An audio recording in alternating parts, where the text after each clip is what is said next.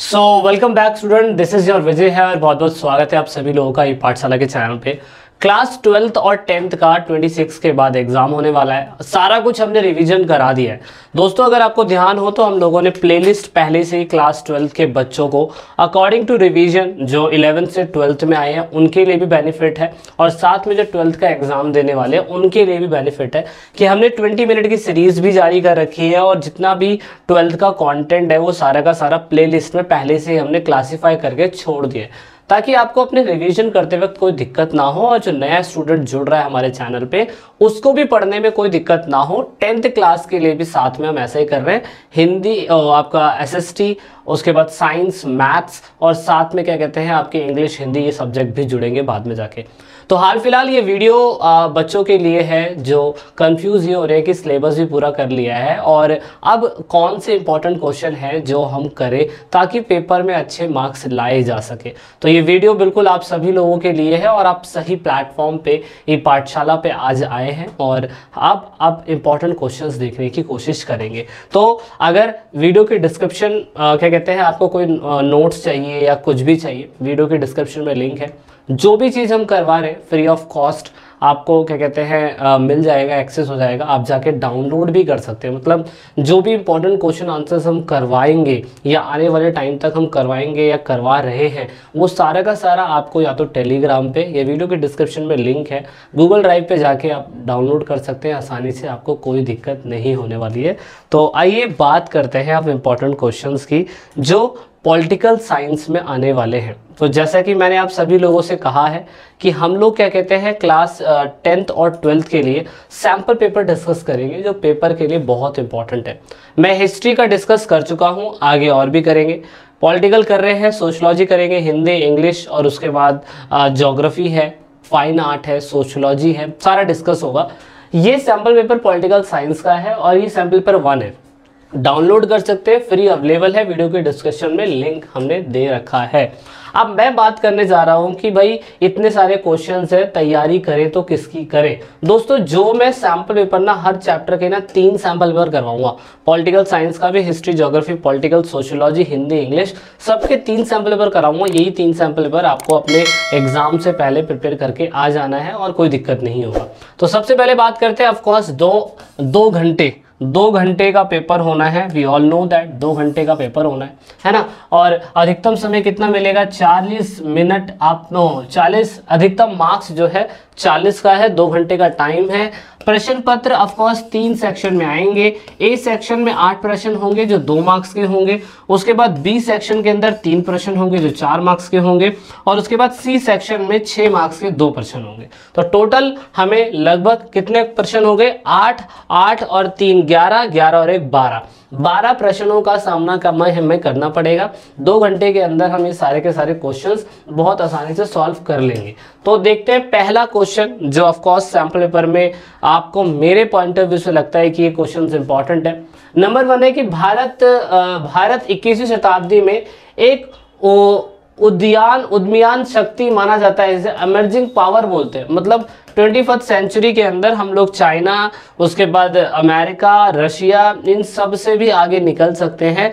तो ये political scenario में आपसे पूछा हुआ है कि 21वीं सेंचुरी के अंदर ऐसे कौन से 2 कारण हो सकते हैं जिसकी वजह से आप कह सकते हैं कि इंडिया भी एक इमर्जिंग पावर है। दूसरा, इसके ऑप्शन में पूछ लिया क्वेश्चन आसियान के बारे में। तो जिन लोगों ने पॉलिटिकल की मेरी वीडियोस देखी होगी ना, उनको आसियान के बारे में A to Z सब कुछ पता होगा। तो 2 क्वेश्चन होते हैं, मतलब जरूरी नहीं है कि 2 क्वेश्चन ऑप्शन में दे, लेकिन कभी कभार ऐसा होता है कि आपको 2 क्वेश्चन दे दिए जाते हैं, कोई बेस्ट एक करना होता है। क्योंकि अभी हम प्रिपेयर कर रहे हैं इसलिए तो अभी हम दोनों सॉल्व करेंगे। तो 3-4 रीजन है, 2 मार्क्स का क्वेश्चन है तो आप कोई सा भी लिख सकते हो। ऑफकोर्स भारत विश्व की एक विशाल प्रतिस्पर्धी केंद्र है। कॉम्पिटिटिव लेवल पे देखें तो इंडिया जो है एक सबसे इंपॉर्टेंट सेंटर बना हुआ है। दूसरा, अगर रिसोर्स के बिहाफ पे देखें तो देश में, भारत देश के अंदर बहुत अच्छा रिसोर्स है। हमारी इकोनॉमी का लक्ष्य जो है ऑफकोर्स 5 ट्रिलियन इकोनॉमिक अमेरिकी डॉलर का हमने प्राप्त करने का लक्ष्य बनाया है। मोदी गवर्नमेंट ने 2019 में इसको सोचा था। उसके बाद हमारा जो देश है सैन्य शक्ति में, परमाणु तकनीक में ऑफकोर्स इसमें आत्मनिर्भर बन चुका है। तो इसमें से कोई भी 2 पॉइंट लिखोगे तो आपका आंसर हो जाएगा कि हाँ भाई हम लोग जो भी हैं भारत या भारत जैसे जितने भी देश हैं दोस्तों वो पूरी तरीके से आत्मनिर्भर हैं इन सभी कारणों की वजह से, और ऑफकोर्स वो एमर्जिंग पावर है। अब इसमें अगर ये चीज़ याद नहीं होती तो और कुछ भी लिख सकते हो भाई, दूसरे देशों से रिलेशन अच्छे हैं, हमारे पास तकनीक है, सैन्य अच्छा है, भारत की अर्थव्यवस्था बहुत अच्छी है, कॉन्स्टिट्यूशन के लिहाज से देखें तो सबसे बड़ा कॉन्स्टिट्यूशन हमारा है, जनसंख्या के हिसाब से भी, लैंड मास के हिसाब से भी, हमारी कोस्टल लाइन बहुत ज़्यादा जिसका इस्तेमाल हम कर सकते हैं, तो बहुत सारे कारण हो सकते हैं। दूसरे ऑप्शन में पूछा था कि आसियान के कोई दोस्त देश है, तो आसियान का हमें पता है कि पीस और साथ में क्या कहते हैं कोऑर्डिनेशन को बनाए रखना, दूसरा इकोनॉमिक सोशल और कल्चर बिहाफ पे कोऑपरेशन करना, और उद्योग व्यापार संचार इन सब का विस्तार करना आपस में कंट्रियों के बीच में, और मेन ये है कि अंतर्राष्ट्रीय और क्षेत्रीय संगठन को अच्छा बनाना, बेहतर बनाना, ये आसियान का काम है। तो कोई 2 कारण अगर आप लिखेंगे तो आपका आंसर जो होगा बिल्कुल सही हो जाएगा। नेक्स्ट है कि साउथ एशिया, साइलेंट फीचर्स बताने हैं साउथ एशियन रीजन के। साउथ एशियन रीजन याद करिए, बहुत सारी कंट्री उसके अंदर आती है, इसका एक अलग से चैप्टर भी हमने कराया है आप लोगों को। तो ऑफकोर्स इसकी खासियत क्या है, इसकी प्रमुख विशेषता जनसंख्या के अंदर ये सभी क्षेत्र, जैसे पाकिस्तान है उसका अलग है, उसके बाद इंडिया है अलग है, म्यांमार है, बांग्लादेश है, सबका अलग अलग है। साउथ एशिया में तो साउथ एशियन रीजन में तो सभी आते हैं ना। उसके बाद इनके क्षेत्र के देशों की, सभी देशों की ना जो विकासशील देशों की श्रेणी है ना, उसी देश की श्रेणी में ही ये लोग आते हैं। मतलब जो साउथ एशियन रीजन की कंट्री के देश हैं वो डेवलप कोई भी नहीं है, मतलब कोई भी अमेरिका जितना इंडिया जितना तो कोई भी नहीं है। यहाँ पे ज़्यादातर लोग कृषि प्रधान देश है। साउथ एशियन कंट्री का याद करने का तरीका जो था, अगर आपको याद हो तो हमने देखा था बचपन में MBA है ना, बचपन में MBA, तो ये हमने पढ़ा था, MBBA नहीं MBA, ठीक है ना, MBA। तो ऐसा कुछ है, मतलब मेन है कि भारत की जो बाउंड्री से सटे हुए देश है वो कैसे है, साउथ एशियन रीजन में तो वही आते हैं। मेन जनसंख्या के हिसाब से सभी के क्षेत्र अलग है, विकसित देशों और विकासशील देशों की, डेवलपिंग देशों की सीरीज में आते हैं। उसके बाद ज़्यादातर एग्रीकल्चर काम है, और भारत इन सभी देशों में से एक प्रमुख देश है। तो ये इसके साइलेंट फीचर है, आपस में एक दूसरे की मदद करते हैं या नहीं करते हैं वो आपको पता होना चाहिए। याद करिए कि इन सभी देशों ने मिलकर शार्क बनाया था, लेकिन ऑफकोर्स शार्क जो है चल नहीं पाया। फिर साफ्टा बनाया गया है ना, साफ्टा बनाया गया, इसके बारे में हम लोगों ने पढ़ा हुआ है, साफ्टा बनाया गया, तो ये भी हमने पढ़ा है ना। तो ये चीज इसमें भी हम कहीं ना कहीं साथ में सहयोग देते हैं। दूसरा क्वेश्चन है, भारत किन मुद्दों पर विभिन्न आपसी सहमति दर्शाता है, किन्हीं 2 मुद्दों पे बताइए। मतलब भारत में किन मुद्दों पर विभिन्न दल आपसी सहमति दिखाता है।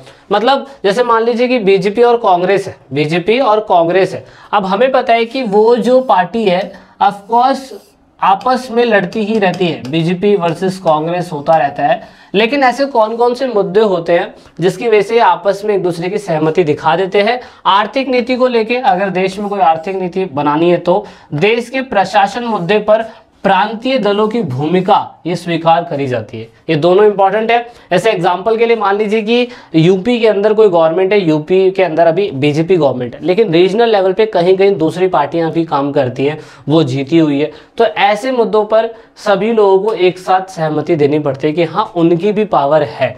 और इकोनॉमिक लेवल पे तो देखो, कोई भी सरकार अगर आएगी तो ऑफकोर्स वो जीती आएगी, और जीती हुई सरकार जो भी आएगी, जो भी पॉलिसी बनाती है अर्थव्यवस्था को लेके, या कोई भी फाइनेंशियल क्या कहते हैं, फाइनेंशियल जो हम ईयर देखते हैं हर बार, ऑफकोर्स जो कुछ भी करती है तो हमें पता है कि वो सभी देश को मानना पड़ता है। जैसे नोटबंदी का एक एग्जांपल हम देख सकते हैं। गठबंधन सरकार से आप क्या समझते हैं, नॉर्मल है, 2 या 2 से अधिक सरकार आपस में मिलके गवर्नमेंट बनाए, वो एक गठबंधन सरकार है, तो इसे कोऑर्डिनेशन गवर्नमेंट के नाम से भी जाना जाता है। ये क्वेश्चन इंपॉर्टेंट है। वीडियो ये आपको कैसी लग रही है, वीडियो के डिस्क्रिप्शन में हमने एक सभी स्टूडेंट्स के लिए एक फॉर्म रखा हुआ है, इसे हम स्टूडेंट फीडबैक फॉर्म बोलते हैं। वीडियो के सभी डिस्क्रिप्शन में आप सजेस्ट कर सकते हैं हम लोगों को कि हम और क्या इंप्रूव कर सकते हैं, क्या नहीं कर सकते हैं, और जो भी कुछ हम पढ़ा रहे हैं हमने वीडियो के डिस्क्रिप्शन में लिंक दिया हुआ है, फ्री अवेलेबल है, डाउनलोड कर सकते हैं, कोई दिक्कत नहीं है।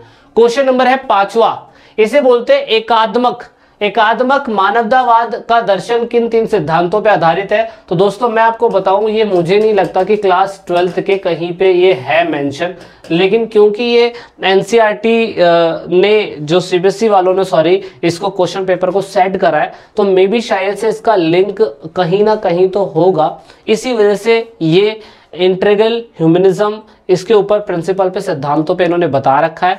आई डोंट थिंक दैट कि ये पता नहीं कहाँ से आया हुआ है। ये जहाँ तक मेरे को लगता है कि शार्क वाले जो 5th चैप्टर है आपका वर्ल्ड वाली पॉलिटिक्स का, उसमें से कहीं से क्वेश्चन पूछा जा सकता है। तो 3 सिद्धांत जैसे कि समग्रता की प्रधानता, धर्म की सर्वोच्चता और समाज की स्वायत्तता, इसके ऊपर फोकस करा गया। अब ये ढूंढना पड़ेगा आप लोगों को कि ये क्वेश्चन कहाँ से पूछा हुआ है। ऑफ कोर्स पूछा है तो इसलिए मैंने इसे डिस्कस कर लिया है।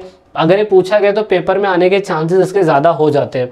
दूसरा क्वेश्चन ये रहा, भारतीय राजनीति में आपातकाल के बाद, जो मैं क्वेश्चंस करा रहा हूँ यही क्वेश्चंस करके जाने हैं, ज्यादा हड़बड़ी नहीं करनी है, कोई दिक्कत नहीं होगी। ये क्वेश्चंस अगर आप प्रिपेयर कर लेंगे तो आपके पेपर में अच्छे खासे मार्क्स आ जाएंगे, कोई दिक्कत नहीं होगी। तो भारतीय राजनीति में आपातकाल के बाद सत्ता में आई जनता पार्टी की शासन व्यवस्था पे आपको विचार करना है। Express your views on the government of Janata Party which came to the power after the emergency. हमें पता है कि इमरजेंसी 1975 में लगी थी, 77 तक ये खत्म हुई। ठीक है, अब 77 तक अगर ये खत्म हुई दोस्तों, तो आपको इतना पता होना जरूरी है कि 77 में खत्म होने के बाद ये सरकार आई, जो इसे हम क्या बोलते हैं, जनता पार्टी। क्या बोलते हैं? जनता पार्टी, जो आज की डेट में क्या हो गई है, भारतीय जनता पार्टी। ये हो गई है जनता पार्टी, शुरू में थी पहले इसका नाम। और हमें पता है कि मोरारजी देसाई, कौन? मोरारजी देसाई जी, मोरारजी देसाई जी पहले गैर कांग्रेसी प्रधानमंत्री बने थे और इसीलिए इंपॉर्टेंट है। आए तो तुरंत उन्होंने क्या क्या काम करे वो हमें फोकस करने हैं। नंबर 1 हमें पता है कि उन लोगों ने तुरंत ही शाह आयोग बनाया। शाह आयोग, याद करिए, शाह आयोग बनाया। उसी टाइम पीरियड पे ही इन्होंने शाह आयोग के बाद हमें पता है कि जितने भी मतलब जो भी कामकाज कांग्रेस ने उस टाइम पीरियड पे खराब किए थे, गलत किए थे, उन्हीं कामकाजों को सही से उजागर करने के लिए जनता पार्टी ने काम करने स्टार्ट कर दिए। तो दोस्तों इसीलिए इसमें ये क्वेश्चन पूछा हुआ है। अब आपने अगर मेरी वीडियोस देखी होंगी क्लियर तरीके से, तो उसमें मैंने बताया कि पार्टी जैसे सत्ता में आई 77 में 3 साल तक सरकार चली है और 1980 में दोबारा इलेक्शन हो जाते हैं। लेकिन जब 1980 में दोबारा इलेक्शन हो जाते हैं तो उस टाइम पीरियड पे फिर हमें समझ में आता है कि हाँ भाई ये तो कहीं ना कहीं दिक्कत वाली बात है। अब दिक्कत वाली बात है तो 3 साल इन्होंने क्या करा वो आप अपनी समझ से आंसर बताइएगा लिख के, कोई भी 4 पॉइंट लिख के। ठीक है, next question, BRIC and BRICS में क्या अंतर है? तो बहुत नॉर्मल सा है। हमें पता था कि ब्रिक शब्द जो है ब्राजील, बी मतलब ब्राजील, आर मतलब रशिया, आई मतलब इंडिया और सी मतलब चाइना। ठीक है, तो ये पहले ब्रिक था। 2009 के अंदर ये एस जुड़ा, जिसे हमने साउथ अफ्रीका बोला। क्या बोला? साउथ अफ्रीका, यानी कि दक्षिणी अफ्रीका, ये जुड़ गया, इसीलिए यहाँ पे ये ब्रिक्स बन गया। नॉर्मल सा है, ये क्वेश्चन तो आप वैसे ही कर दोगे, तो ये समझ का क्वेश्चन था और आपको इसको ऐसे आंसर करना था। नेक्स्ट क्वेश्चन था लोकतांत्रिक समाजवाद की कोई 2 सिद्धांत। ये दोस्तों, ये जहां तक मेरे को पता है, ये है हमारे राम मनोहर लोहिया जो थे, उनकी एक सोच थी। तो उसके ऊपर डीपली एक क्वेश्चन पूछ लिया कि लोकतांत्रिक समाजवाद जो है वो है क्या। मतलब मेन बात है कि आर्थिक उद्देश्य पे फोकस करना, भोजन एवं शरण के रूप में आर्थिक उद्देश्य में फोकस करना, इकोनॉमिक पर्पस के बिहाफ पे सरकार का फोकस ये रहेगा। लोकतंत्र एवं स्वतंत्रता के रूप में गैर आर्थिक उद्देश्य। 2 फोकस है, इसके 2 सिद्धांत है कि अगर कहीं पे लोकतंत्र समाजवाद वाला है तो सरकार किस पे काम करनी चाहिए। दूसरा, वैश्वीकरण के बहुत सारे इम्पैक्ट हमें पता है। वैश्वीकरण के बहुत सारे इम्पैक्ट हमें पता है दोस्तों। क्या पता है? वैश्वीकरण के आर्थिक भी है, वैश्वीकरण के इकोनॉमिक यानी कि आर्थिक, वैश्वीकरण के सामाजिक यानी कि सामाजिक बोले तो सोशल, उसके बाद इसको बोलते हैं सांस्कृतिक बोले तो हमारे कल्चर, है ना। ये सारे इम्पैक्ट, इवन राजनीतिक इम्पैक्ट भी हम देखते हैं। अब देखो इम्पैक्ट जो होते हैं ना वो अच्छे बुरे दोनों हो सकते हैं। अब वैश्वीकरण का मतलब आपको पता होना चाहिए और ये किस किस सिनेरियो में इम्पैक्ट डालते हैं वो हमें समझ में आना जरूरी है। इस हिसाब से इसमें सिर्फ कल्चर इफेक्ट पूछा है कि अगर बताइए कि किसी भी देश में वैश्वीकरण हो रहा है, ग्लोबलाइजेशन हो रहा है, तो ये इम्पैक्ट कैसे डाल रहा है। ऑफकोर्स आपकी लाइफ में बहुत इम्पैक्ट डाल रहा है। जैसे कि हम ना वेस्टर्न कंट्री का जितना भी कल्चर है ना उसको हम अपने जैसा बनाता जा रहे हैं। होमोजीनियस होना ना, कल्चर होमोजीनियस बोलते हैं इसको, यानी कि सामाजिक समरूपता कल्चर होमोजीनियस। मतलब जैसे कि आप लोग कूल जीन्स पहनना पसंद करते हैं, टैटू, ब्रेसलेट, गले में ये चेन वेन, कूल बनने की कोशिश करना, तो ये क्या हो रहा है, एक कल्चर दूसरे कल्चर के साथ जुड़ रहा है। दूसरा, संस्कृति, प्रत्येक देश की संस्कृति का मौलिकता प्रभावित हो रहा है। मतलब जैसे कि मान लीजिए कि हमारा देश का जो भी कल्चर है, नमस्ते करना, पैर छूना, ऑफ कोर्स वो खत्म हो रहा है क्योंकि हम दूसरा कल्चर अपना रहे हैं। दूसरा, पश्चिमी संस्कृति, वेस्टर्न आइडियोलॉजी जो है उसका इम्पैक्ट हमारी संस्कृति पे पड़ रहा है और हम पूरी तरीके से दूसरी कंट्री की दूसरी कल्चर की तरफ फोकस हो रहे हैं। आज की डेट में इंडियन फिल्म देखना पसंद नहीं है, इंडियन सॉन्ग सुनना पसंद नहीं है, इंडियन कल्चर कस्टम पसंद नहीं है, हम वेस्टर्न कल्चर को अपना रहे हैं क्योंकि हमें लगता है कि डेवलपमेंट का मतलब असल में वही होता है। तो ये एक क्वेश्चन है। अब एग्जामिनर कल्चर भी यहाँ पे पूछे, आर्थिक पे पूछे, इकोनॉमिक पे पूछे, तो आपको सारे एस्पेक्ट पता होने जरूरी है। एग्जामिनर यहाँ से क्वेश्चन जरूर पूछेगा। दूसरा ये है, clarify the nature of one party system in India different with the other country. Bharat में एक दल शासन व्यवस्था, वैसे तो हमारे इंडिया के अंदर एक दल शासन व्यवस्था नहीं है, मल्टी पार्टी सिस्टम हमारे इंडिया में हमें देखने को मिलता है। लेकिन क्वेश्चन ये पूछ रखा है कि एक दल का प्रभुत्व जो हमारे इंडिया में था, ऑफ कोर्स काफी समय से कांग्रेस का था, तो ये दूसरी कंट्री से अलग कैसे है वो समझना जरूरी है। देखो, भारत में स्वतंत्रता के बाद लंबे समय तक बाद एक ही दल शासन करता रहा, ये हमें पता है। लेकिन हमारा मेन मकसद था कि वो जो भी एक दल था वो चुनाव प्रणाली, दल की विचारधारा और साथ में उसका जो बेस था वो सोशियोलॉजी बेस पे अकाउंटेबल था। भारत में एक ही दल काफी लंबे समय से जीत रहा था, लेकिन वो चुनाव पे फोकस रखता था, इलेक्शन करवाता था, जनता के प्रति अकाउंटेबल था। लेकिन दोस्तों, दूसरी कंट्री के अंदर ये वाला सिस्टम नहीं था। हमारे कंट्री में अगर एक दल का केंद्र था, era of one party dominance था अगर, तो हम अपोजिशन पार्टी को मौका देते थे। लेकिन दूसरी कंट्री में ऐसा नहीं होता है। दूसरी कंट्री का एग्जाम्पल चीन, क्यूबा, सीरिया, आप देख सकते हो संविधान के द्वारा एक दल को अनुमति दी गई है इसके अंदर, म्यांमार, बेलारूस और इथेरियन। और यहाँ पे कानून जो है वो शासन सैन्य उपाय से जो भी होता है यहाँ पे काम होता है। मैक्सिको के अंदर PRI ये पार्टी की व्यवस्था है ना। तो ये अलग अलग देश में अलग होती है। हमारा भारत के अंदर वन पार्टी सिस्टम अलग है और इन कंट्री के अंदर वन पार्टी सिस्टम अलग है। क्वेश्चन नंबर 11 है, देखिए एग्जामिनर आपसे क्या करेगा, ऐसे वर्ल्ड मैप दे देगा आपको, इसमें मेंशन करा है ABCD, ठीक है ना, ABCD, बस ये मेंशन करा हुआ है, हाँ ये मेंशन है। और इसमें फिर एग्जामिनर ने ABCD मेंशन करके ये पूछ लिया कि आप बताइए कि ABCD मेंशन करके जो हमने दिया हुआ है उसके हिसाब से यहाँ पे देशों के नाम भर दीजिए। मतलब आपको मैप के अंदर नहीं भरना है पर यहाँ पे आपको भरना है और उसके हिसाब से। देखो, पहला क्वेश्चन है, वह देश जिसमें ब्रिक्स का 11वां सम्मेलन हुआ 2019 के अंदर, तो ए कहाँ मेंशन करा हुआ वो आप देख लीजिए। ए कहाँ मेंशन है, ये रहा मेंशन। तो दोस्तों ये कंट्री कौन सी होगी, ब्राजील हो गई। तो ऐसे में कंट्री के नाम पता होने जरूरी है। दूसरा क्वेश्चन ये था कि वह देश जो अपने विघटन के पूर्व सोवियत संघ का सबसे बड़ा भाग था, मतलब वह देश जो जब USSR खत्म नहीं हुआ था तो कौन सा देश सबसे बड़ा भाग में था। ऑफ कोर्स ये पूरा भाग हमें रशिया दिखाई दे रहा है, तो नॉर्मल है, सारे बच्चे से बहुत आसानी से भर सकते हैं, इसमें कोई बड़ी बात नहीं होगी। तो इस हिसाब से ब्राजील, रशिया, चीन और थाईलैंड है। तो नॉर्मल वर्ल्ड का मैप है, एक बार देख लेंगे तो समझ में आ जाएगा, कोई बड़ी बात नहीं है। दूसरा, इसमें देखो वैश्वीकरण के ऊपर दूसरा क्वेश्चन पूछ रहा है दोबारा से, वो पूछ लिया है कि globalisation effect the world economic. मतलब ग्लोबलाइजेशन ने वर्ल्ड की इकोनॉमी को इम्पैक्ट करा है, मतलब वैश्वीकरण ने विश्व की आर्थिक दृष्टिकोण को प्रभावित करा, किस हिसाब से करा वो देख लीजिए। इसमें देख सकते हैं कि वैश्वीकरण ने पूरी तरीके से आर्थिक प्रवाह यानी कि इकोनॉमिक जो भी फ्लो होता है उसको बढ़ा दिया, ये हमें अच्छी तरीके से पता है। FDI फॉरेन डायरेक्ट इन्वेस्टमेंट वो बहुत ज़्यादा बढ़ गया है, जिससे नई नई टेक्नोलॉजी आ चुकी है देशों के अंदर, है ना। हमारी कंट्री का एग्जांपल ले सकते हो। दूसरा, वैश्वीकरण की वजह से हम कह सकते हैं कि एक देश दूसरे देश पे बहुत ज़्यादा निर्भर हो चुका है और जितने भी पूंजी वाले देश है, पैसे वाले देश है, वो ज़्यादा कमांड बना रहे हैं, वो ज़्यादा रूल कर रहे हैं। तो ये बहुत बड़ी दिक्कत वाली बात है, जिन पे ज़्यादा टेक्नोलॉजी है वो ज़्यादा इस्तेमाल कर रहे हैं। तो ऐसे पॉइंट आपको बना के लिखने होंगे। नेक्स्ट क्वेश्चन है, लास्ट क्वेश्चन है। क्वेश्चन नंबर ये है कि एनडीए 4 से आप क्या समझते हैं। ये question out of the syllabus है, क्योंकि सिलेबस में मेंशन नहीं है, पर ये क्वेश्चन पूछा गया है एग्जाम के अंदर और इस पे बच्चा फोकस नहीं करता है।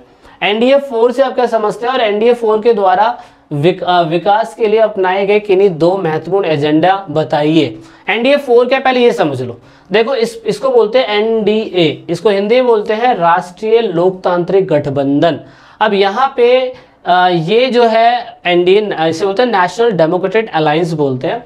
और ये जो एनडीए था, भारतीय जनता पार्टी के साथ मिलकर इसने 2019 के लोकसभा चुनाव में भारी मतों के साथ जीत के इनके साथ गठबंधन बनाया था। तो एनडीए को राजनीतिक दल कहते हैं और एनडीए राजनीतिक दल को बाद में जाके इसको एनडीए 4 के नाम से बोला गया। और ऑफ कोर्स यही पार्टी जो है महत्वपूर्ण एजेंडे को बीजेपी के साथ मिलकर चलाती है। और बीजेपी जो है उसने 2019 में 2014 में सारे एनडीए के साथ मिलकर अपने प्रोग्राम चलाए। प्रोग्राम में क्या फोकस करा गया कि भाई परिवर्तन लाया जाएगा धर्म के आधार पर, है ना, विकास, और साथ में क्या कहते हैं शासन व्यवस्था ठीक चलाई जाएगी, सबका साथ सबका विकास, ये नारा लगाया गया। उसके बाद बहुत सारी योजनाएं बनाई गई, जनधन योजना, स्वच्छ भारत अभियान, दीनदयाल उपाध्याय और बेटी पढ़ाओ बेटी बचाओ, आयुष्मान भारत योजना, ये सारी योजनाएं लाई गई। और मेन बात यह है कि ग्रामीण परिवार के अंदर जो महिलाएं हैं उनके अधिकार के बारे में सोचा गया।